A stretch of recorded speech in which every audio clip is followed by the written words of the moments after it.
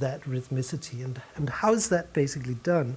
Well, it's quite obvious that the suprachiasmatic nucleus is located very conveniently close to the optic nerve, and it also receives quite significant input from the optic nerve. And it turns out that there are specialized photoreceptors in our eyes which are which are very sensitive to light, which are not involved in our conscious visual abilities, but which have the sole property of sensing whether there's light or whether there is darkness surrounding us, and which sends input to the suprachiasmatic nucleus and entrains the activity of the suprachiasmatic nucleus to help induce sleep, to help waking us up, basically, at some point.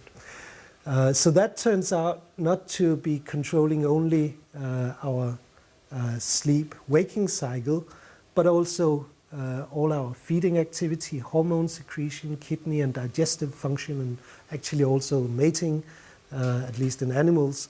So there are quite a lot of different behavioral and physiological phenomena in the body which are basically controlled by this relatively simple circuitry, the suprachiasmatic nucleus, which is about a couple of millimeters large or something like that, and some input from the optic nerve, which keeps all of these vital functions going. Quite a lot is now known about what the suprachiasmatic nucleus is doing and how it is working. Quite a large part of the rhythmicity that arises from the suprachiasmatic nucleus is coming from mutual feedback effects between different genes.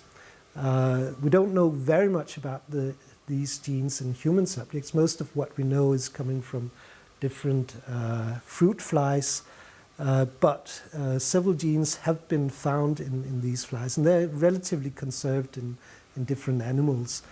And it turns out that production of one protein by one of the genes will lead to inhibition of that gene and promotion of expression of one of the other genes, which will in turn do the reverse, inhibit its own production and facilitate the production of the other gene. So you have sort of mutual inhibitory mechanisms or facilitatory mechanisms so that you can have this gradual shift from production of one gene turning into production of another gene when there is sufficient amount of one gene being produced. And this goes with that sort of 25, 26-hour cycle if there is no light coming into the suprachiasmatic nucleus.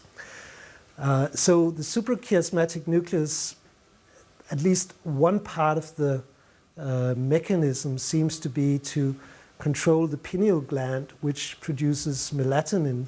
And melatonin then starts increasing round about the time when it becomes dark.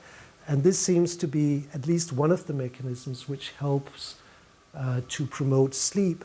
Sleep would come eventually anyway, but at least when light hits the suprachiasmatic nucleus or the retina, and the retina activates the suprachiasmatic nucleus, then the pineal gland will be inhibited and will stop producing melatonin. So as soon as light goes away here, it becomes dark, that inhibition will disappear, melatonin will be produced, and this will help inducing sleep. So buildup of melatonin seems to be one of the stimuli which leads to the induction of sleep eventually.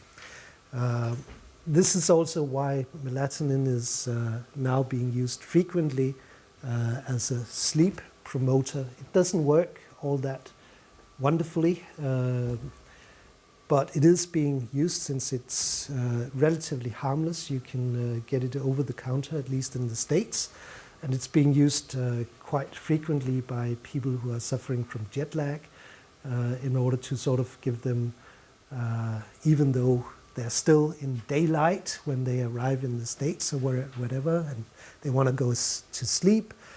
Maybe taking some melatonin could fool the brain into believing that it's actually about to fall asleep. And according to some people, this works.